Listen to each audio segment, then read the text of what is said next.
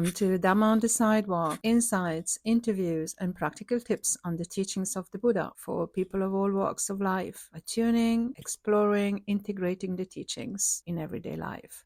Simple Dhamma for daily life. I'm Asoka, hosting Dhamma Capsule for people like you.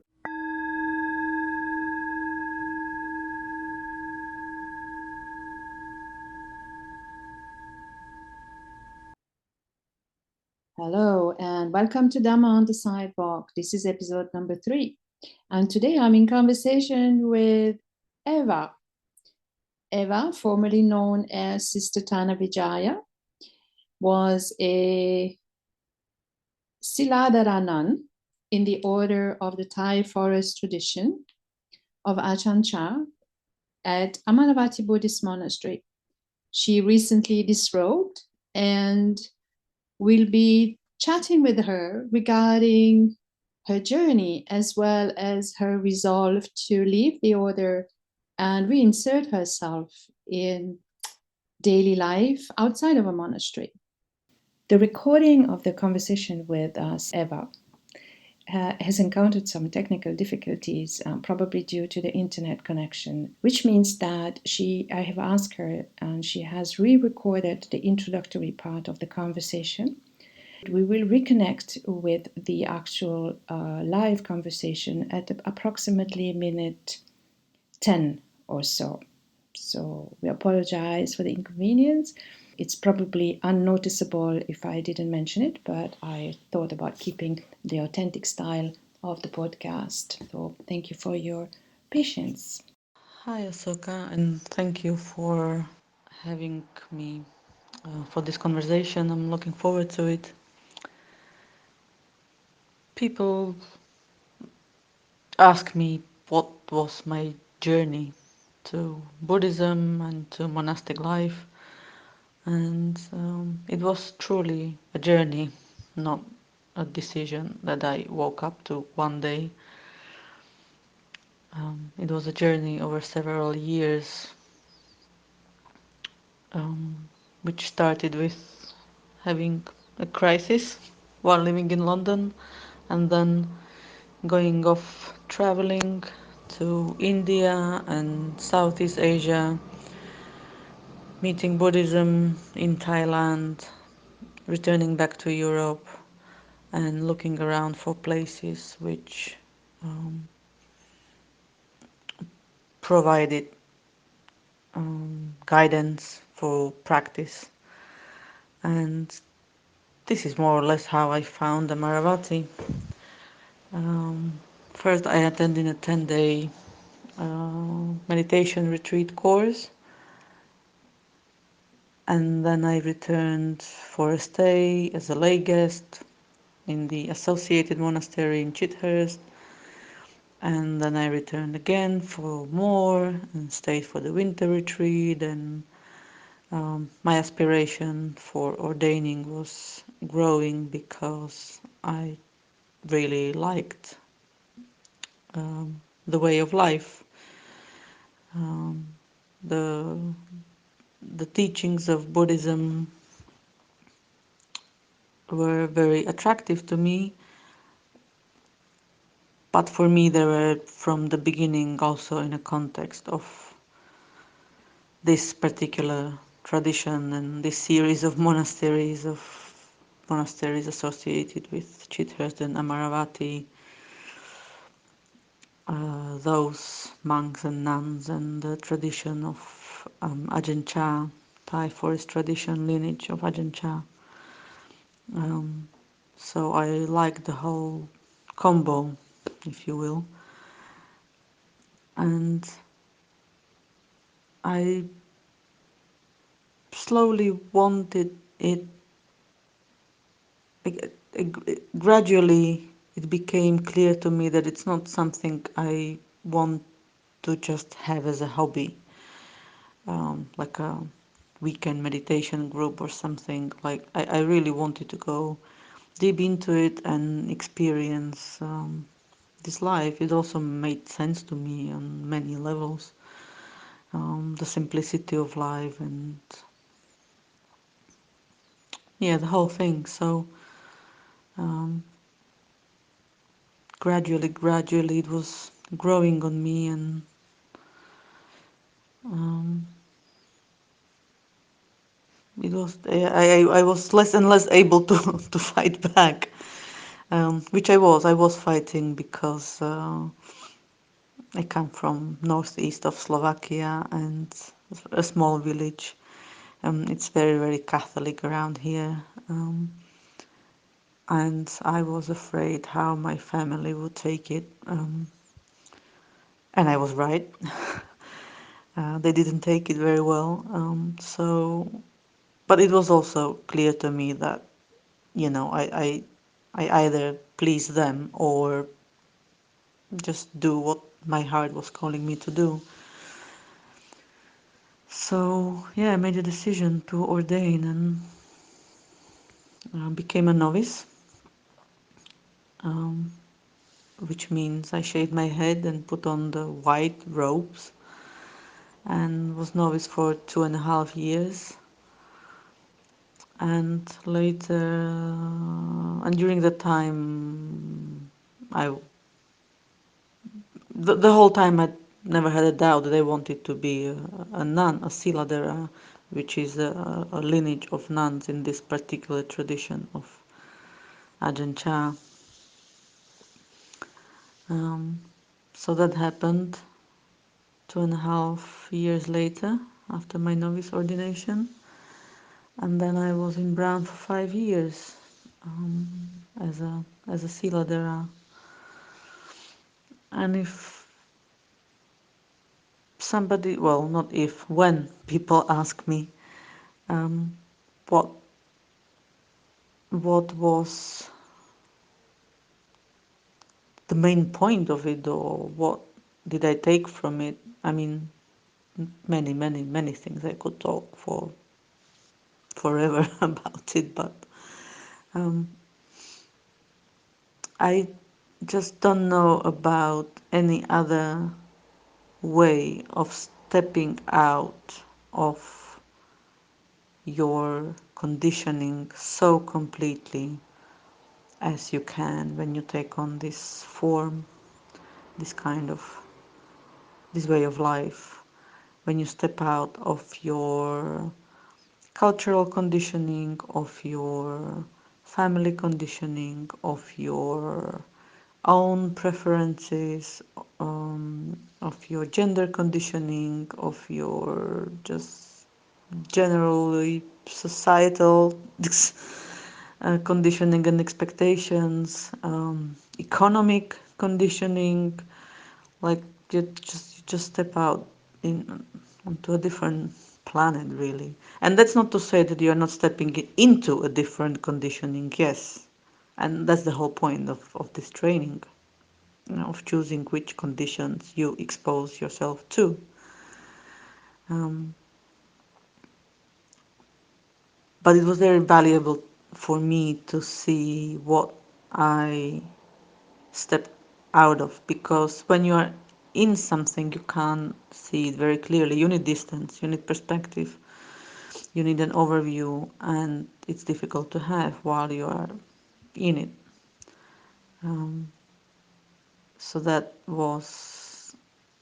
um, that was really something that you can't get anywhere else, as far as I can tell and see. And now that I'm back in the world, I'm able to look back at the conditioning I got in the monastery, which I probably wasn't able to see while I was in the monastery. Um, but also coming back to the world, yes, I'm back, but I don't see it in the same way. I am not the same, so it's a different relationship we are having now. I guess I no longer expect the world to make me happy. One can have removing oneself so completely from conditioning and stepping into something so very different on so many levels, that gives you basically such a shock to the system that Right. allows you to see that conditioning from which you stepped out of. I mean, in the monastery, I met a lot of people who came as a guest, and they were telling me, "Oh, I live as a monastic already, even though I'm in a lay life." No, you're not. You're No. not. You can have a simple life. You can have, very frugal life. You can have whatever life, but you have not stepped out of the conditioning of your exercising your own will, of wearing the clothes you like, just choosing the color of the clothes or what you're gonna eat, like small things. But if you do them or don't do them every single day for years, it's gonna do something, show you a lot of things. So you can live as a in lay life. You can say that you live as a monastic after you've been a monastic and you want to maintain a simple lifestyle, but not before. I think you've touched a very, very, very critical point here. An invaluable, remarkable point. Conditioning. So, and that's where also I think connected to what you said earlier, you spoke about a sort of, I would say, infatuation or aspiration, or there, until you do it, until you step into it, you don't know what it is that you're going to face, including not just because of other people, but because you might not even be aware that there is so much conditioning, and that Buddhism is probably what you know about, you knew about Buddhism before, what we know about Buddhism before is not necessarily what it actually is when we step into an order and we take on the ordination, or it just puts us in a situation where we have to start exploring this conditioning, and it might give a very good, I mean, it might be very easy for some, and for others it might be aspects that are more complicated. But conditioning is definitely even something that the Buddha pointed at, if I am correct, like look at how you're doing things and explore for yourself how you can let certain things go and look at your own way of being. Am I fine? Am I correct? Yeah. So, and the monastic life gives you a very specific setup for this. Right. Because obviously this is happening for all of us every single day in any type of life we choose, but there is less chance to avoid it in a monastic setting, Right. because so many things are removed from you. Right. You don't choose people you live with, you have them. And then they mirror your conditioning back to you, whether you like it or not. Yeah. Yeah. Yeah. Yeah. And there is no TV to switch on, to forget about it, and so on and so on. So it gives you very specific conditions to Hmm. look at your conditioning. Right. Conditioning is something that we come to realize how much conditioning we have. Understood in Buddhist term is not necessarily only the cultural background or the language or the family background, is everything that comes with it, and we are put face to face with it when we come into a communal living. I would like, if you please, say something about the dual community living, and Mhm. how this conditioning or something, or some challenges, or some other aspect that you might want to bring out, to bring up some of what it actually is to put all that conditioning into dynamics in terms of having to live in a dual community. Do you think Yeah, it's the same as if you were just in a nunnery? I mean it's a very unique thing. Let's face it.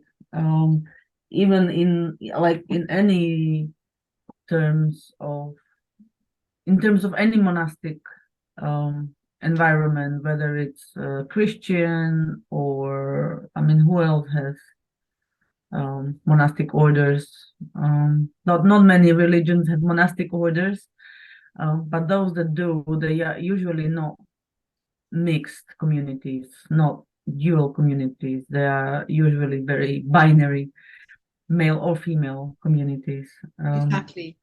So it is already unique in that sense. And if I were to, and again, it felt, because that was the community I came into.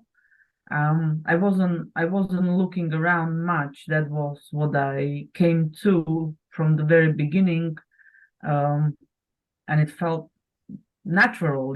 I didn't question it very much. Like, it felt like a. Probably because of that dual community, my transition from lay life to monastic life felt more natural, I because see. That's a good point. all kinds of people there, Yeah. as I was entering just a women's community. I mean, funnily enough, I worked in education before, and education is 90% female populated.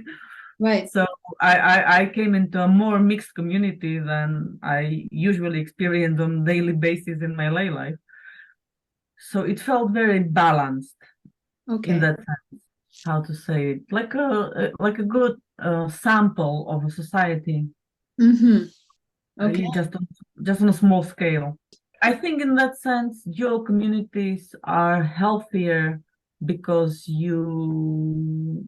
we come in with conditionings, since society insists on different conditionings for men and women. Mm-hmm. Then that's where they met. So in that sense, it's more challenging, but also more balanced. That's an interesting approach. That's very nice.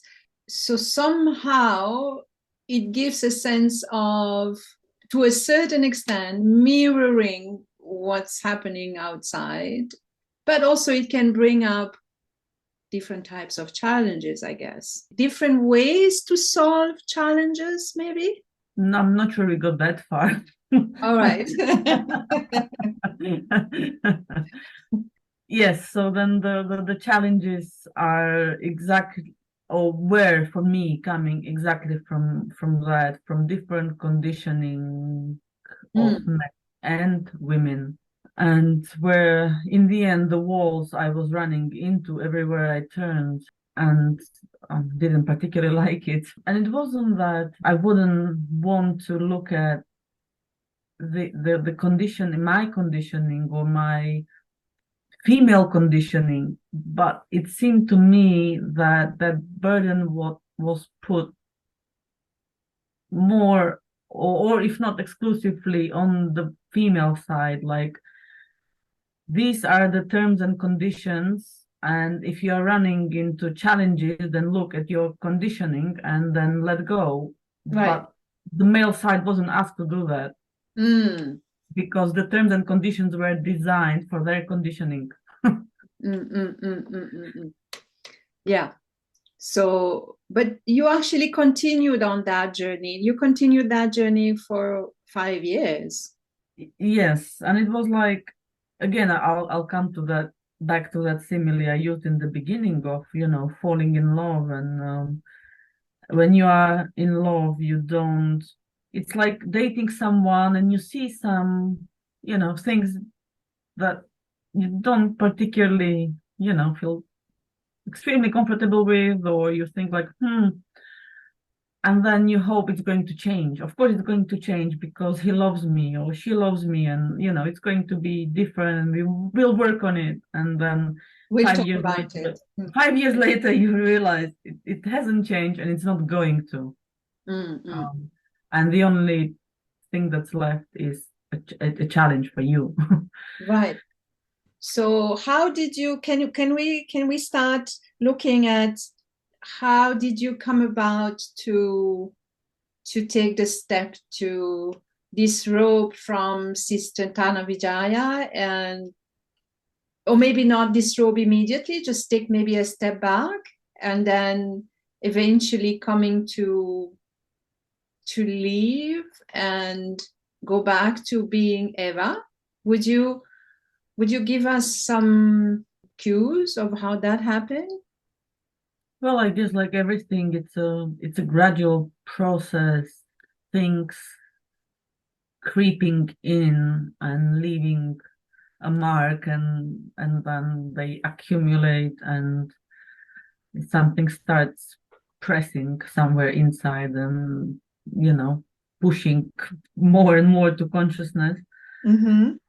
So it wasn't in my case anyway any like I woke up one morning and knew or felt or whatever a certain way. It was very gradual, sort of challenges accumulating, and me trying harder and harder to work with them, to accommodate them, to Fit. see through them, and so on and so on. And in the end, I just felt like I'm just putting too much energy into just being challenged all the time. And also just, the people, I don't need to say people, I came to monastic life, but also I've seen it on other people. Came to monastic life with very lofty ideas about spiritual life, enlightenment, liberation, this, that, deep meditation, and it's all there. I'm not, questioning any of this, but it's not a linear journey. It's not a straightforward journey. It's not, 1, 2, 3. It's not, it's very like life, basically. While you are focused on these lofty ideas of non-self and liberation and enlightenment, you live every single day as self with this body and with this conditioned mind and so on. So before you can see through all of that and let go of it, it's a process of, it's not a act of will or a decision. Oh, I'm letting go. It's a process of actually getting to know yourself very prosaically rather than poetically. Yes. Getting to know who you are and on what conditions you can actually do this work. And I realized that the way my mind is set up and what makes my heart happy, well, that perhaps I need more space. And maybe there is a way of saying that I haven't heard you still saying that I am a Buddhist, but definitely you have lived the Buddhist lifestyle, and certainly in this tradition you've gone on to a path of a school that looks at the Buddha's lifestyle of austerity, of dependence, of having one meal per day. I mean, there are a number of rules and precepts that are really originating from the Buddha's lifestyle himself, with very little accessories on the side. So you've come that, but I still haven't heard you saying I am a Buddhist, which is quite interesting. But certainly there is a way of putting it that would say it isn't necessary to be in a monastic order to actually practice Buddhism, if we want to, and especially if we look at how Amaravati functions. We know that there are a number of lay retreats organized and lay groups, and a number of people who have been coming for years and decades, who haven't taken the Buddhist robes, but who have followed the teachings and learning and studying and being sometimes scholars of Buddhism, or supporting the Buddhist orders. Yeah, it all comes down to labels, doesn't it? And yes, some people are more averse to labels, some more open, some just don't mind at all. And I was more averse to labels. I was resisting to calling myself a Buddhist, and now I'm not at all. And I'm happily, I'll happily describe myself as a Buddhist. But also, the other day I was having a conversation with someone. We had the election in Slovakia, and there was a lot of talk about Christian values, and I was like, I mean, what are Christian values? I can happily say I have Christian values. I just don't disagree with Christian values. Because if they're about love and kindness and Yes, it's conventions. We speak this about the so conventions, labels and I'm happy to mix and match. So Eva, so what you've disrobed now, you've come up to with that, you've done the steps, you left the order, you've gone back to Slovakia. How is it? How is it not being a nun anymore? How is it to have independence? Or let's say go back into making your own choices. 8 years is not a small time. I mean, it in the span of a whole life, it's nothing. At the same time, time is a convention itself, but still 8 years. Well, it's 1/5. It's 1/5 of my life so far. So, can you speak about a bit about that? Reinserting yourself, looking ahead for doing something to be so-called active or to reinsert you, and how has it ever changed in those 8 years? Because as you said correctly, we live every day with ourselves in the same, with this body and this mind. Even if the mind, we relearn certain things, we change our habits or our way of thinking, we learn new values, we apply new things. I'm sure it's not the same ever somehow. So how do you find yourself stepping back into routines by yourself? Yeah, so now I'm overwhelmed by choice and not having to ask for permission. So, just like go and do it. Having to decide everything by myself. It's a different type of challenge, but yeah, mostly what has changed for me is I still have those tendencies for sure, but much less. I used to be very up in my head, so ideas and intellectual games and conversations and whatever was where I felt comfortable. Again, conditioning, education. I, studied at the university, then I was a teacher, so you just always remain in that intellectual realm. And then I was forced to just drop down to my body and to my heart, harmonize them and align them and just combine them into one whole. I mean, it's still a process, it's not like it's done. But basically I'm much less interested in discussing ideas for the sake of discussing ideas. So I'm much more interested in reality as it is, and we don't even have to call it by a fancy name of Dhamma. I guess that's what it means, like how it is to live every single minute of every single day in this body and mind and in somebody else's body and mind, and what it means for all of us, this experience of life. Yes, I once had asked a bhikkhu of many vasas, many years. I had once asked him, have you ever thought of disrobing? May I ask the question? He said, of course you can ask. And he said, yes, 3 times I thought about it. And when I asked him, what made you not doing it? Well, he said, one time I was really starting to doubt. Yeah, maybe I should do it. I could do it. Yeah, this is going, it's okay now. I've done more than 15 years. I'm okay with this. I can change. I can change gear. And then eventually I didn't. And simply because I would be fine outside, but I would not have outside something that is very valuable in the order, and that is peer support.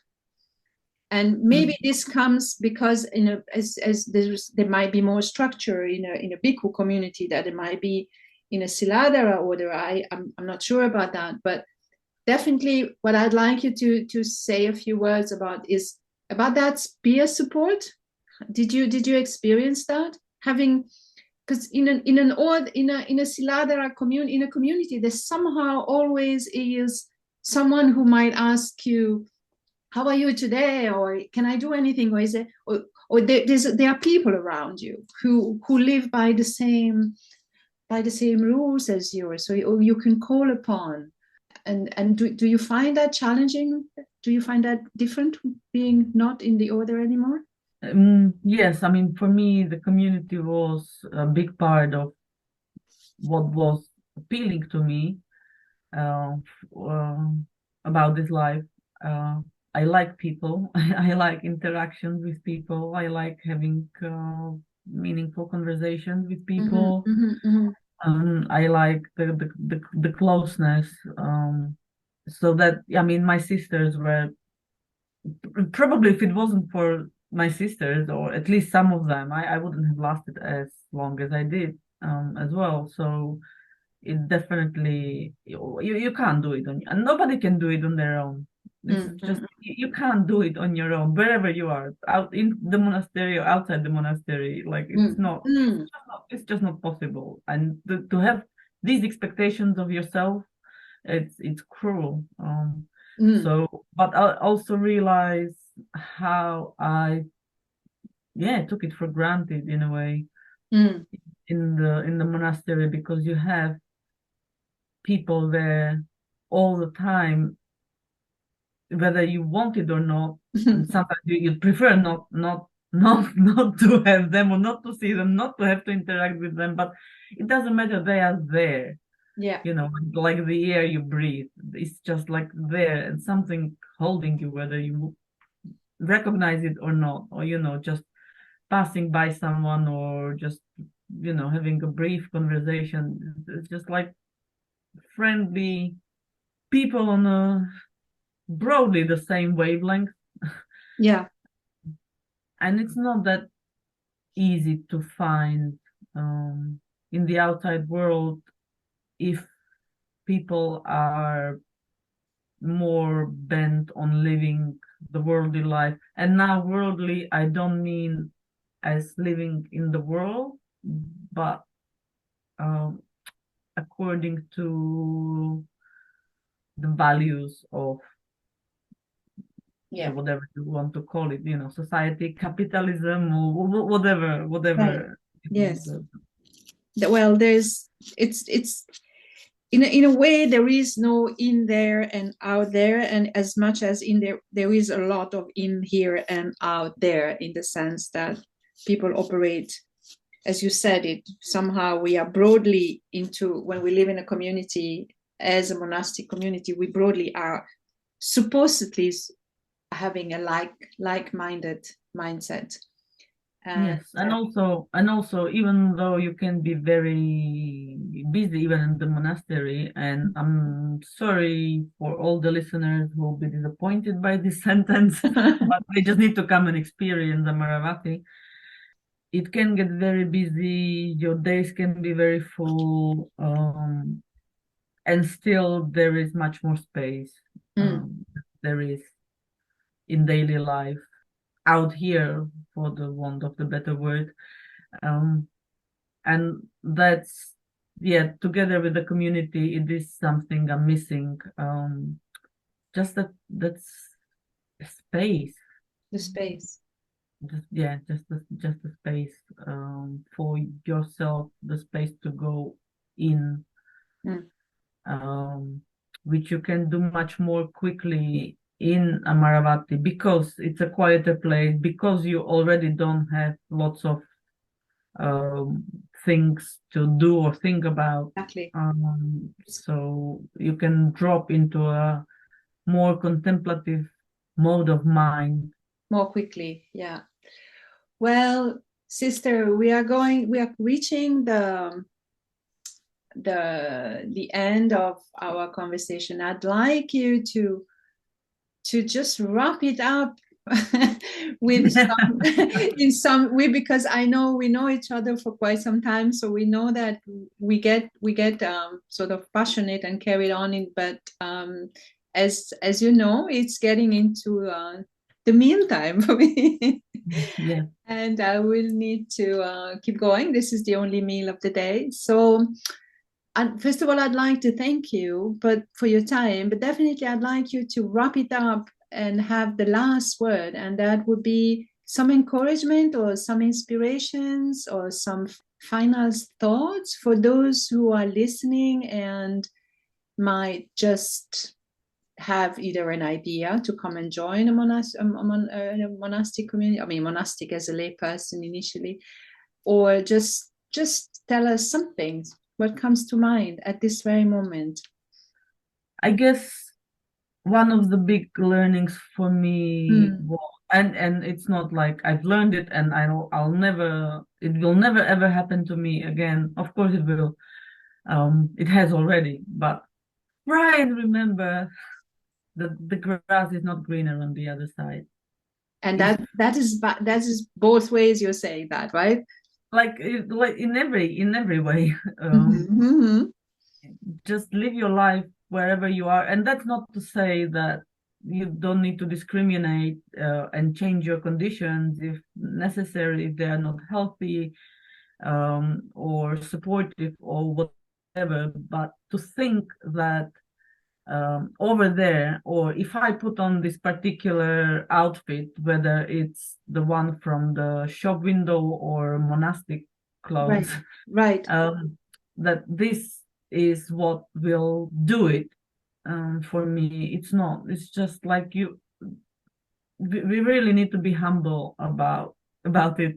It's just every single step of the way, living this life in this mind and in this body, and learning how to do it with the support of spiritual teachings, with whatever tools you can find, but just like honestly bearing all that arises and learning how to live it in a way that is beneficial to society, oneself and to people around you.